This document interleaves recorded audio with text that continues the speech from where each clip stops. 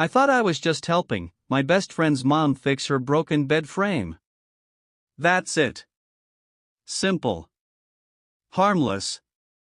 But when she sat on the edge of the mattress, looked up at me, and whispered, "Try it with me," I wasn't ready for what she meant.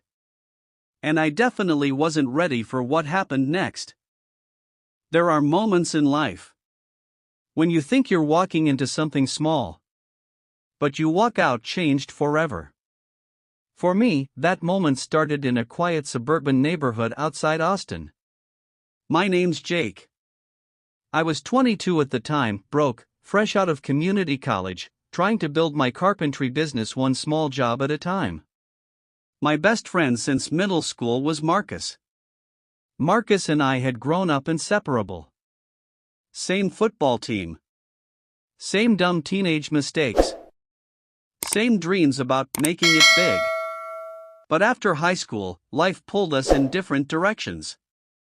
He joined the military. I stayed back. And that's when his mom called me. "Jake, sweetheart, do you still build furniture?" Her voice sounded tired. Softer than I remembered. Mrs. Carter had always been the cool mom. The kind who bought us pizza at midnight and pretended not to notice when we snuck in late. But after Marcus left for overseas deployment, things got quiet in that house. Too quiet. "Yeah, ma'am," I said. "I do. My bed frame broke," she laughed awkwardly. "And I figured if anyone could fix it, it would be you.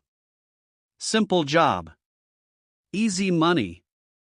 I showed up that Saturday morning with lumber in the back of my truck. I wasn't prepared for how different she looked. She wasn't dressed like the suburban mom I remembered. No oversized sweater. No messy bun. Instead, she wore fitted jeans and a soft cream blouse. Her hair down.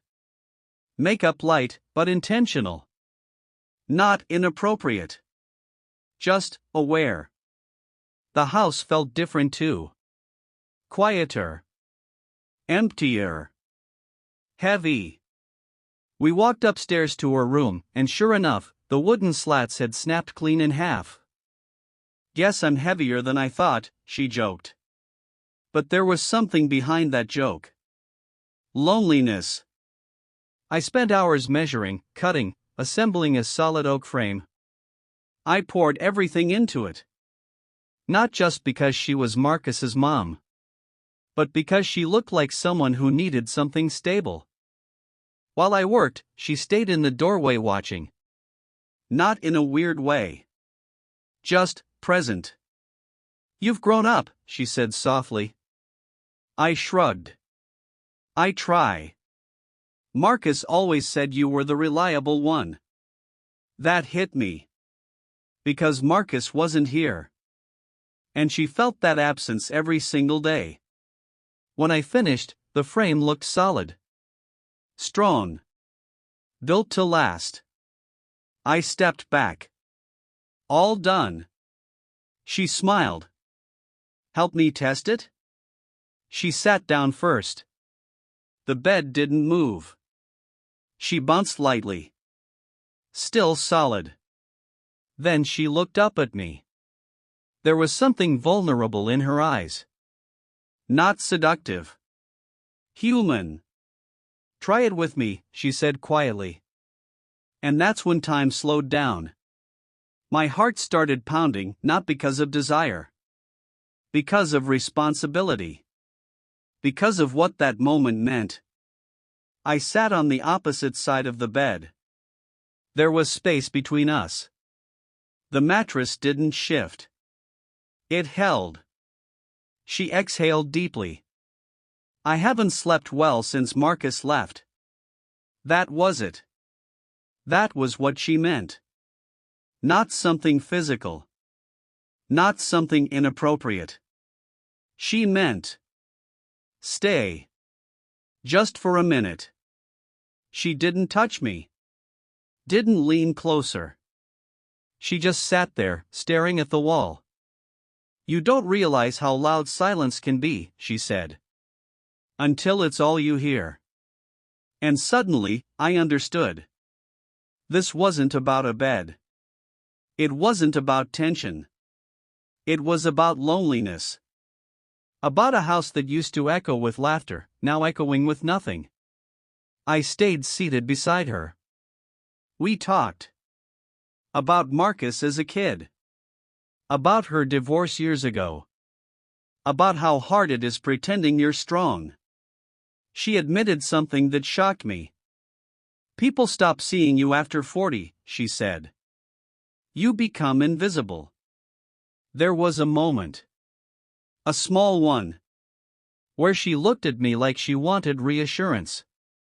Comfort. Warmth. And I could have misunderstood it.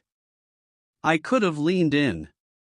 I could have made a mistake that would have destroyed everything. But I didn't. Instead, I stood up. The bed's strong, I said gently. You'll sleep better. She smiled, this time different. Proud. Relieved. Like she knew. I had passed some kind of test. As I packed my tools, she handed me an envelope with cash.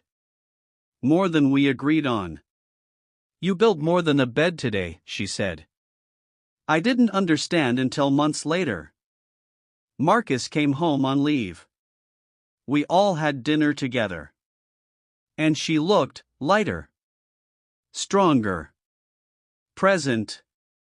When Marcus stepped outside to take a call, she pulled me aside. You reminded me I'm not invisible, she whispered. And you reminded me that good men still exist. That hit harder than anything else. Here's what nobody tells you about moments like that. Temptation isn't always physical. Sometimes it's emotional. Sometimes it's about being needed. About being seen.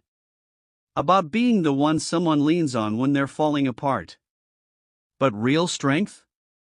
Is knowing the difference between comfort and crossing a line. I didn't just build a bed. I built trust. And in America today, where loneliness is at an all-time high, that matters more than we talk about. Last year, Mrs. Carter remarried.